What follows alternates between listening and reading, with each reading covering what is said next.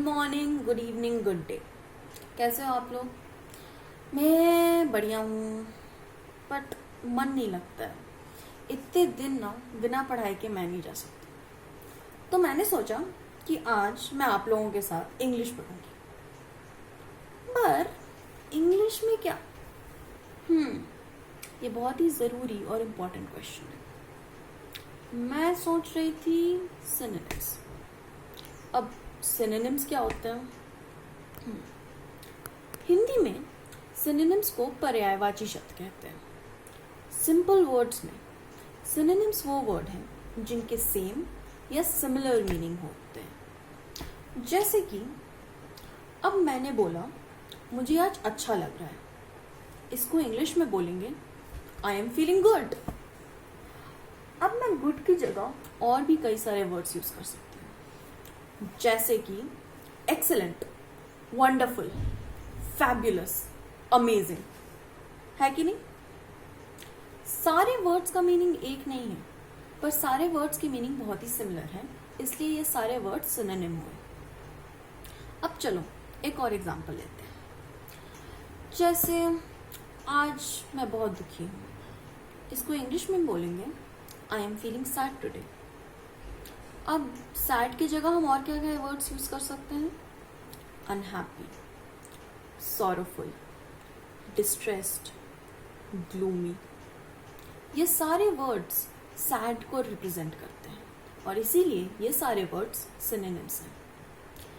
इसी तरह आपको कोई भी फीलिंग्स हो तो उनको एक से ज़्यादा तरीके से बोला जा सकता है। जैसे ब्यूटीफुल के लिए हम प्रिटी या अट्रैक्टिव बोलते हैं, फनी के लिए ह्यूमरस या कॉमिकल बोला जाता है, एंग्री के लिए मैड बोला जाता है और अफ्रेड के लिए स्कैर्ड यूज किया जाता है। ऐसे कई सारे वर्ड्स हैं और अगर आप लोग बुक्स पढ़ोगे तो रियलाइज करोगे कि एक जैसे मीनिंग वाले कई सारे वर्ड्स साथ में यूज होते हैं। चलो अब मैं आपको एक कहानी सुनाती हूँ, ध्यान से सुनना क्योंकि उस कहानी में ढेर सारे सिनोनिम्स हैं।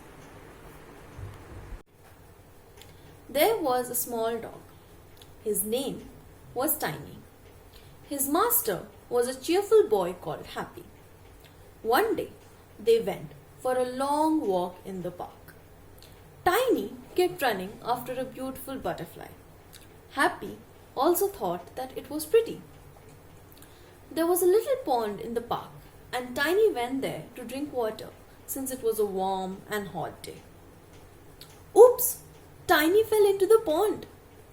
He was sad and unhappy. Happy was afraid that Tiny would not be able to swim. But Tiny was not scared. He swam towards his master. Happy hugged and cuddled him. They both loved each other and cared for each other a lot. Happy is kind and tender towards his dog Tiny and all other animals. Once he saw a hurt cat on the road. She was injured quite badly. Happy took her to his house, cleaned her injuries, and restored her health.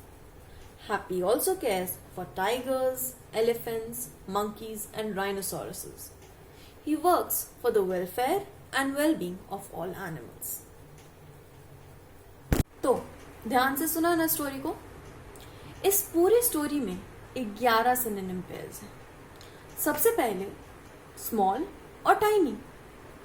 Dog को describe करने के लिए small use किया गया है और इसका नाम टाइनी है और दोनों वर्ड्स का मीनिंग सिमिलर है।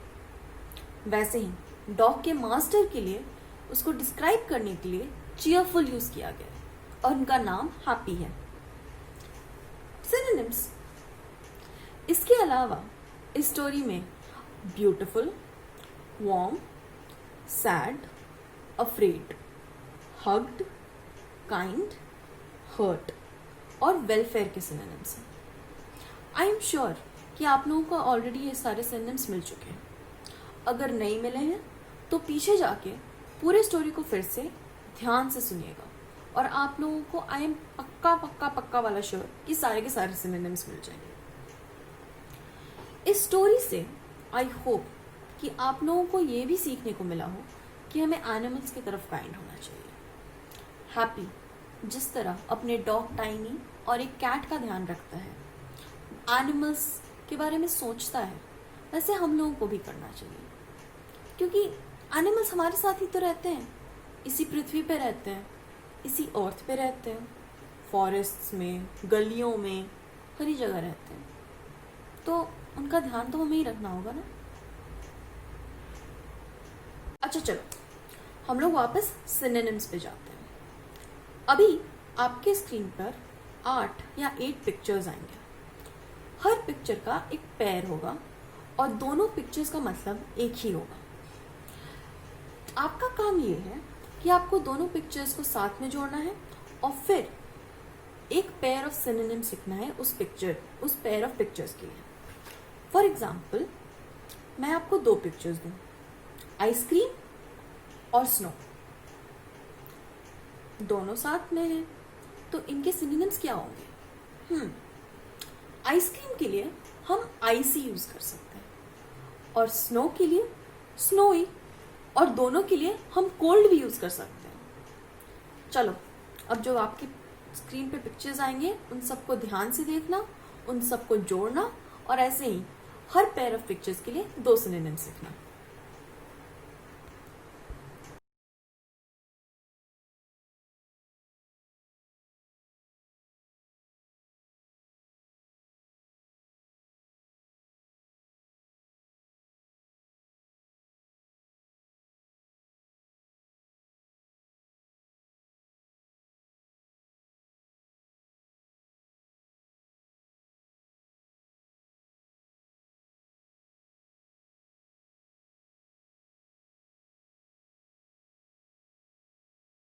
आई होप कि आप लोगों ने उस पजल को सॉल्व कर लिया होगा। अब मैं आप लोगों को एक दूसरा पजल देती हूँ, क्रॉसवर्ड पजल। इसमें क्या करना होता है कि एक मेज है, मेज मतलब हमारे गांव की गलियों को ले लो, ऐसे ऐसे ऐसे ऐसे पता नहीं कहाँ कहाँ चले जाते हैं। इन सभी मेज में, इस पूरे मेज में छोटे छोटे ब्लॉक्स हैं और हर ब्लॉक में एक लेटर जाएगा। हर लाइन के ऊपर में एक नंबर दिया हुआ है और इस पूरे मेज के नीचे हर नंबर के बगल में आपको एक क्लू दिया हुआ होगा कि उसमें क्या क्या भरेगा। आपको उस नंबर के क्लू को चेक करके हर ब्लॉक में एक अल्फाबेट डाल के एक लाइन में एक वर्ड बनाना है और पूरे क्रॉसवर्ड को भरना है। आई होप कि आप लोग सबको क्रॉसवर्ड पजल सॉल्व कर लोगे।